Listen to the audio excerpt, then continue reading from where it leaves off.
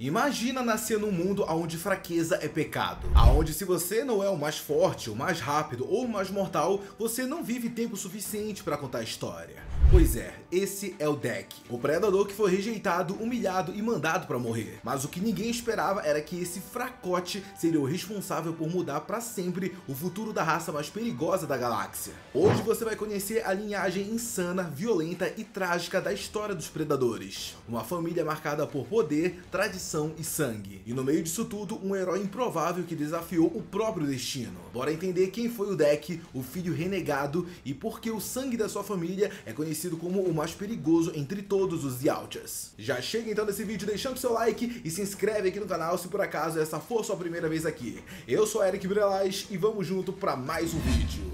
Desde o nascimento, o Deke foi visto como um erro. Pequeno, magro e fraco, ele era tudo o que um Yautja jamais poderia ser. Num clã onde força e brutalidade são o que definem o valor de um guerreiro, ele era considerado uma vergonha. O seu pai, o Nior, era o líder do clã, o símbolo máximo da tradição. Coberto por uma armadura negra e dourada e marcas de vitória, ele acreditava que apenas os fortes mereciam existir. E ver o filho como o Deke era para ele uma ofensa pessoal. Mas enquanto todos os outros predadores eles deixavam se consumir pela sede de sangue, o Deke ele era diferente, ele pensava diferente deles. Ele não caçava por troféus ou glórias, ele caçava para sobreviver. Ele observava, aprendia e se adaptava. E é exatamente isso que começa a separar ele do restante da sua espécie. Só que para a gente conseguir entender o Deke, a gente precisa entender também o pai dele, o Nior. O pai do Deke é retratado como a velha guarda dos Yautjas, um caçador implacável que acredita que o poder vem da dor e da vitória. Coberto por cicatrizes e troféus, ele lidera o seu clã com um punho de ferro. Mas essa lealdade é baseada no medo e não no respeito. Pro Nior, o Deke é uma mancha em sua linhagem.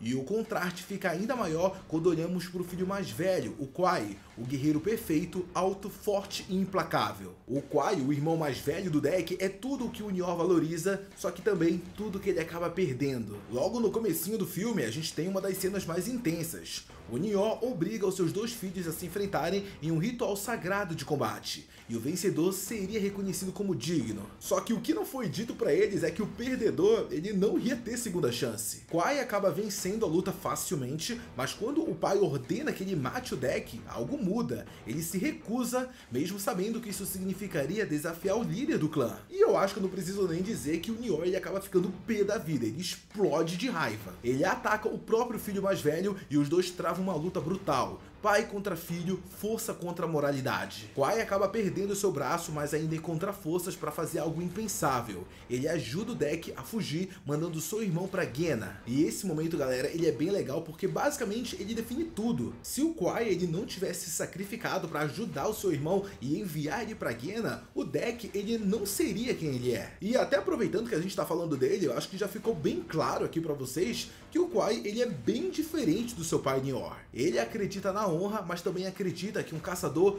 pode ter compaixão. Depois de alguns anos lá em Gehenna, o Deke acaba retornando para Yautja Prime, que é o planeta natural dos Yautjas, só que agora o Deke ele não é mais o mesmo. Aquele caçador franzino agora é uma força que ninguém esperava, e ele não apenas sobreviveu, ele evoluiu. E quando ele volta, ele não vem em busca de vingança, ele vem em busca de mudança. O confronto final entre Deke e Nior é um dos mais épicos de toda a franquia.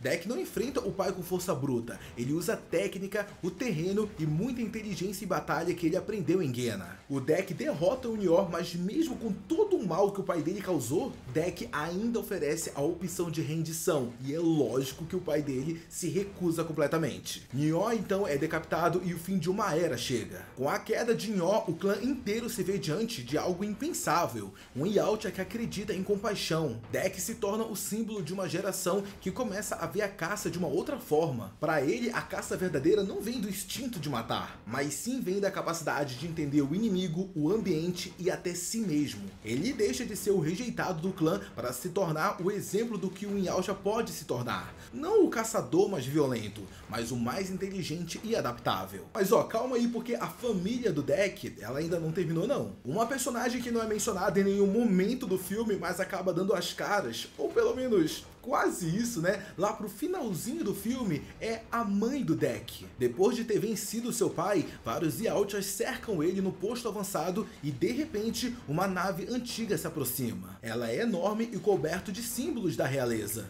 Deck diz que é a mãe dele chegando, e antes que ela possa aparecer, o filme termina. Segundo o diretor do filme, o Dan Trachtenberg, ele até chega a dizer que de fato aquela é a mãe do Deck, e ele descreve ela como uma figura poderosa que um dia governou ao lado de Yor e que provavelmente foi exilada por se opor ao modo cruel do marido. Ela é uma sacerdotisa, uma líder espiritual, o equilíbrio que falta à sociedade Yautja. A sua volta significa que a luta do Deck está muito longe de acabar. Pode ser então que ela venha para restaurar a ordem ou para testar mais uma vez o próprio filho. E sabe qual é o mais legal da família do Deck? É a gente olhar para ela e notar que cada membro dela meio que representa uma parte essencial da cultura dos Yautjas. Para pensar, o Nior é como se fosse o passado, a força cega, a tradição e o domínio pelo medo. O Kwai é o presente, o conflito entre honra e empatia. O Deck é o futuro, a evolução pela inteligência e adaptação. Já a mãe é a origem, a sabedoria que liga a todos eles. E o filme mostra pra gente que por trás daquelas máscaras, esses monstros não são apenas alienígenas completamente descontrolados ou coisa assim. Não, eles são pais, filhos e irmãos lutando pelas próprias crenças. Essa é a primeira vez que a franquia Predador mostra os Yautjas como seres com dilemas reais. Não apenas caçadores, mas criaturas divididas entre instinto e emoção. O Deck não é apenas o sobrevivente de um teste, ele é o prenúncio de uma nova era. Um Yautja que entendeu que matar por glória não é evolução, é repetição, e ele não quer repetir os erros do pai. A cena pós-crédito deixa claro, o clã está prestes a mudar para sempre. Com a mãe retornando, o destino dos Yautjas pode ir em duas direções. Num futuro de sabedoria e união, ou em uma nova guerra entre tradição e mudança. Mas uma coisa é certa, Deck abriu o caminho. Ele é a ponte entre um passado brutal e um amanhã mais inteligente e empático. Um caçador que não caça por prazer, mas por propósito.